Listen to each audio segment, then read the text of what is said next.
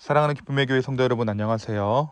오늘은 다 같이 우리 잠언서 11장의 말씀을 함께 묵상하도록 하겠습니다. 제가 10절까지의 말씀을 9절까지의 말씀을 읽도록 하겠습니다. 속이는 저울은 여호와께서 미워하시나 공평한 추는 그가 기뻐하시느니라. 교만이 오면 욕도 오거니와 겸손한 자에게는 지혜가 있느니라. 정직한 자의 성실은 자기를 인도하거니와 사악한 자의 패역은 자기를 망하게 하느니라. 재물은 진노하시는 날에 무익하나 공의는 죽음에서 건지느니라. 완전한 자의 공의는 자기의 길을 곧게 하려니와 악한 자는 자기의 악으로 말미암아 넘어지리라. 정직한 자의 공의는 자기를 건지려니와 사악한 자는 자기의 악에 잡히리라.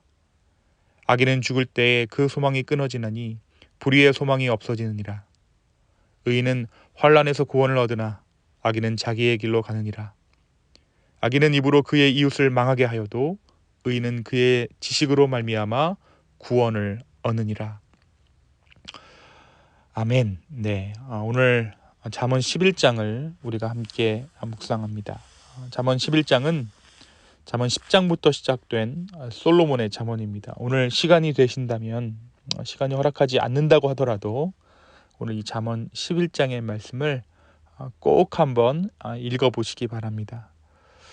우리가 지난 금요일 이 잠언 10장의 말씀을 통해서 의인과 악인의 길이 완전히 나뉘어져 있다라고 함께 나누었습니다.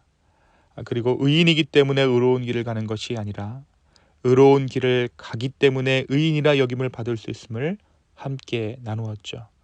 그리고 오늘도 주님은 그 의인의 길을 우리에게 열어두셨다라고 함께 묵상했습니다.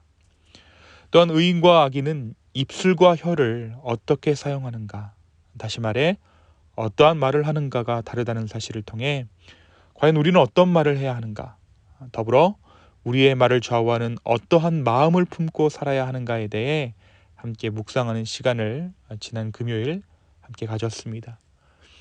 오늘 말씀 11장 또한 짧은 격언들이 반복되는 형식을 가지고 있어요. 이러한 특징 때문에 이 잠언은 각 구절을 묵상하기보다는 전체적인 이 지혜라는 맥락 안에서 하나님의 지혜를 묵상하는 것이 좋습니다. 특별히 오늘 말씀 11장이 말하는 의인의 길, 지혜의 길은 다름 아닌 정직의 길을 말하고 있습니다. 정직한 저울과 공평한 추, 이것은 의인의 상징과도 같습니다. 그리고 가끔 TV나 미디어를 통해서 저울을 들고 있는 한 여신상을 보신 적이 있으실 것입니다. 이 여신상은 이른바 정의의 여신이라고 불리우는데, 이 여신상은 천으로 눈을 가린 채 한 손에는 법전을, 한 손에는 저울을 가지고 있습니다. 그리고 이 여신상이 서 있는 곳은 다름 아닌 법원 앞입니다. 그러니까 법대로라는 것은 다름 아닌 이 공평한 저울로부터 시작되었다는 것이죠. 저울을 속이지 않는 것이 법대로 사는 삶인 것입니다. 그런데 우리가 한 가지 생각해야 하는 것은 정직한 저울과 공평한 추는 공의로운 하나님을 반영하는 삶의 자세라는 것입니다. 우리 하나님은 어떠한 하나님이십니까? 그분은 공의로운 하나님이십니다. 그분은 정의의 하나님이십니다. 우리가 세상법이 아닌 하나님을 법삼아 살면 우리는 남을 속이는 일로부터, 더 나아가 나를 속이는 일로부터 자유해질 것입니다. 속이는 자는 하나님의 축복 가운데 머물 수 없습니다. 왜냐하면 그분은 공의의, 정의의 하나님이시기 때문입니다. 특별히 하나님께서는 우리 인간들에게 양심이라는 선물을 허락하셨습니다. 이 양심은 공의로운 하나님의 법에 어긋나는 일을 우리가 행할 때마다 우리를 깨우치는 역할을 하는 일종의 하나님과의 연결선이 이 양심입니다. 그래서 양심은 우리의 삶을 지키고 우리를 더욱더 정직한 길로 이끕니다. 하지만 우리는 종종 이 양심을 저버린 채 우리의 욕심대로 살려고 합니다. 하지만 결코 양심을 버린 우리의 욕심은 성공할 수 없습니다. 하나님께서 그러한 자들을 살아넘을 수 없게끔 오늘도 이 세상을 주장하고 계시기 때문입니다. 양심을 속이는 자들이 성공하는 것 같고 양심을 속이는 자들이 승하는 것 같지만 그들의 결국은 결코 아름답지 않습니다. 왜냐하면 하나님께서 그것들을 허용하시지 않으세요. 하나님은 여전히 오늘도 이 땅을 공의로 정의로 다스리고 계십니다. 양심을 저버리는 자들, 그들이 잠깐은 성공하는 것 같지만 잠깐은 이익을 얻는 것 같지만 양심을 버린 자들의 마지막은 비참함입니다. 외롭고 쓸쓸합니다. 주변의 모든 사람이 그를 떠납니다. 반대로 오늘 말씀이 이야기하는 지혜로운 자, 공의의 길을 걷는 자의 축복은 다름 아닌 사람을 얻는 축복입니다. 오늘 말씀 30절은 우리에게 의인은 생명나무라, 지혜로운 사람은 사람을 얻느니라 라고 증언하고 있습니다. 그런데 오늘 말씀이 이야기하는 이 정직의 길, 그 길은 내 재산을 지키고 내 양심을 지키고 내 사업을 정직하게 운영하는 것만을 정직이라고 말하지 않습니다.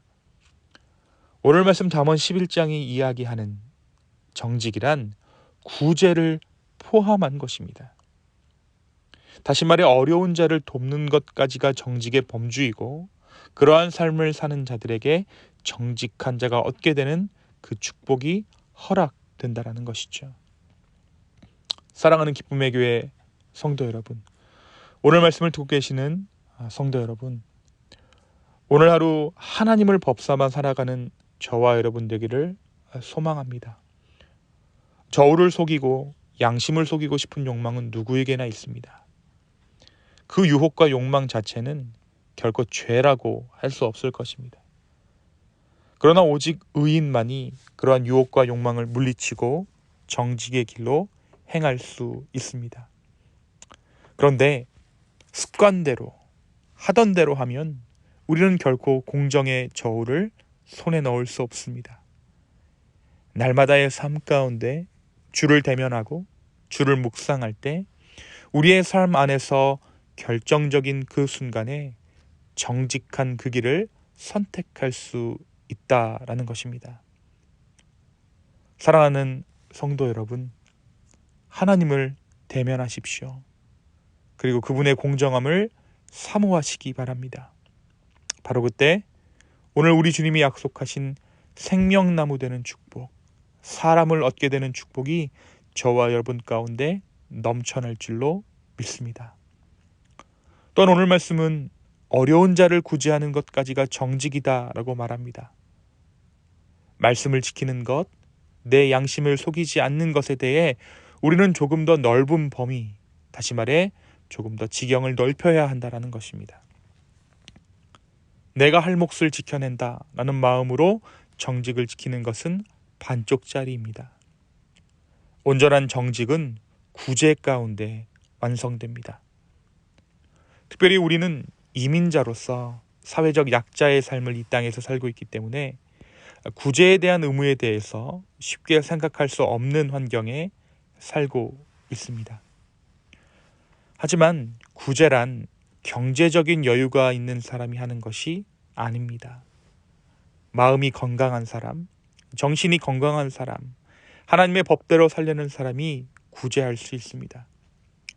그러한 사람은 나보다 경제적으로 나은 사람이라고 할지라도 구제할 수 있는 사람들입니다. 얼마 남지 않은 올 한 해, 어려운 자를 구제하는 것으로 이 한 해를 마무리할 수 있기를 소망합니다. 그것이 주님 품 안에서 살아가는 것입니다. 바로 그때 우리의 정직은 완성되고 하나님의 축복은 우리의 삶 가운데 머물게 될 줄로 믿습니다. 이 시간 함께 기도하겠습니다. 주님, 오늘 우리로 하여금 정직의 길에 대해 말씀하여 주시니 감사합니다. 정의로운 하나님, 공의로운 하나님, 오늘 우리의 삶을 당신의 공의의 길로 인도하여 주시옵소서. 주님, 또한 우리가 우리의 정직을 구제하는 것으로 완성해내기를 소망합니다. 아버지 하나님, 우리가 우리의 마음을 열어 다른 사람들을 도울 수 있는 그 일에 정말 마음과 정성을 다할 수 있도록, 우리의 손과 발이 그들을 구제할 수 있도록 주여 우리를 사용하여 주시옵소서. 주님, 혹여나 경제적으로 어려워서 남을 구제할 수 없는 형편 가운데 있는 자들의 마음을 주님께서 붙잡아 주시고 그들의 삶의 형편들을 주님께서 열어 주시옵소서. 감사합니다. 이 모든 말씀 살아서 역사하시는 예수님의 이름으로 기도하였습니다. 아멘.